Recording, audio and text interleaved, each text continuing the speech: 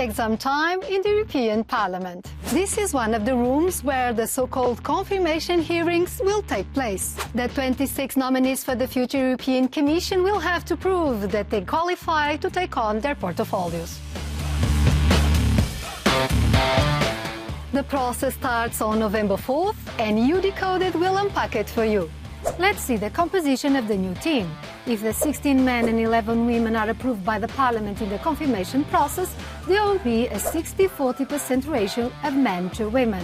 However, the President herself and 4 of her 6 Vice Presidents will be women. Around half, or 15 commissioners, hail from the centre-right EPP. 5 belong to the Socialists and Democrats, and another 5 to the Liberal Renew. On the right wing, there is 1 member of the Patriots and 1 of the ECR. Each EU government nominates a commissioner, but the Parliament will have the final word. We asked some citizens what they think about the process of grilling those nominees. Well, I think it's really important because at the end of the day, the commissioner are indirectly elected, so it's not going through a popular process like the vote that is happening democratically. So I think that the fact that the European Parliament has a final say about the EU Commissioner is totally normal to say yes or no. So yeah, I think it's the essence of democracy in Europe. The more transparent recruitment process is, especially in the European institutions, the better it is. I know it was Maria Luisa Albuquerque, and I think she's a good fit for the job because she served as the Minister of Finance in Portugal during the subprime crisis, and only good commissioners will be able to think about important and good reforms of the European Union. I know the person nominated from Cyprus, it's Mr. Cadiz. He will be well performed in his duties, and I think the Parliament will see that. To further decode this topic, I will now speak to my colleague Roman Armango. Hello, Roman. Hi. So you've been following this topic quite a lot. The first step in this parliamentary process involves checking for conflict of interests. Does the committee actually have enough powers to investigate the financial declarations? Every commissioner designated have to answer some kind of questionnaire, which is basically a question regarding position they held in the past regarding jobs, but also outside of work, and also about their financial interests that they may have. But the problem that has been highlighted by a few MEPs is that actually Legal Affairs Committee doesn't have any investigative power, only rely on the answer that have been given by commissioner designated, and they don't have an actual investigative power to know if they lie on the declaration or they forgot to put important elements. And what happens in the hearing process, like interviews that are carried out by the parliamentary committees? Starting with a 15 minutes presentation from the commissioner presenting the priority, followed by a Q&A by MEPs from the biggest to the smaller group, and finishing by a closing statement of the commissioner designated. However, not all the MPs are not interrogated, all the commissioner. It is happening in a span of 6 days and divided by committees. For example, the commissioner for agriculture will be integrated by the committees on agriculture. How does the parliament assess and vote on the nominees? So immediately after the hearings, a group of MEPs that took part in these hearings will gather and determine whether or not they were convinced by the performance of the commissioner. If that's not the case, they can ask for further questions or another hearings that this time will be a bit less long.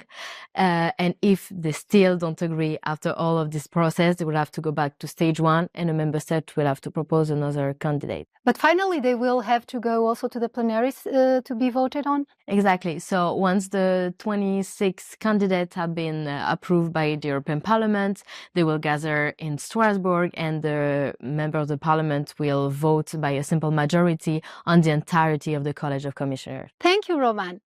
Hearings can be a difficult test and sometimes candidates fail. Let's take the example of the latest hearings in 2019. 3 candidates were rejected. Laszlo Trocani from Hungary failed at the stage regarding conflict of interests. The same reason was invoked for Rovana Plum from Romania. Sylvie Goulart from France failed due to doubts about her integrity and expertise. On our decoding journey, I will now speak to a researcher from the Center for European Policy Studies. Hello, Sofia Rosac. Hello.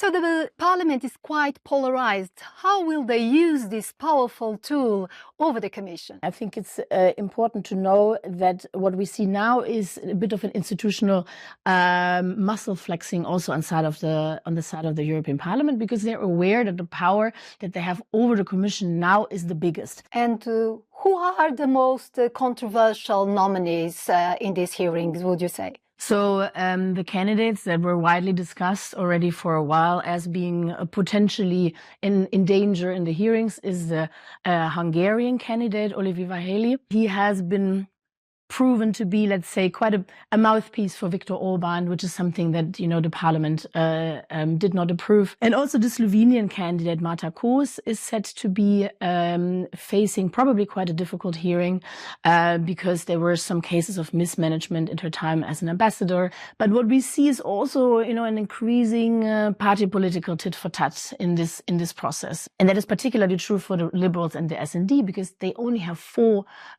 college members in this commission, and there's 14 EPP, so there is a clear EPP dominance in the next college.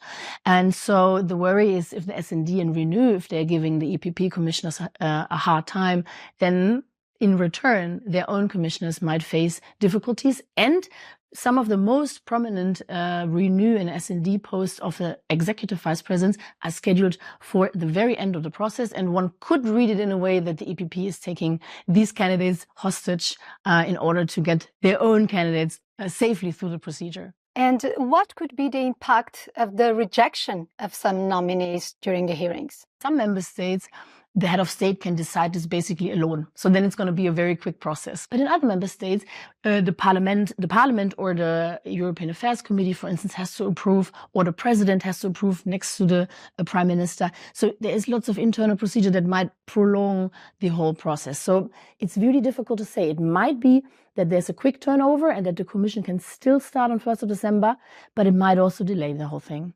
Thank you very much, Sofia Rosak, for your participation on EU Decoded. You're welcome. Thanks for having me. Those who pass the grilling process will work in the Berlaymont building, the Commission's Brussels-based headquarters. The Jean Monnet room on the 13th floor is where the executive meetings take place every week. The 27 commissions are also known as the College. Thanks for watching, and don't miss next week's program for more decoding of European Union policies.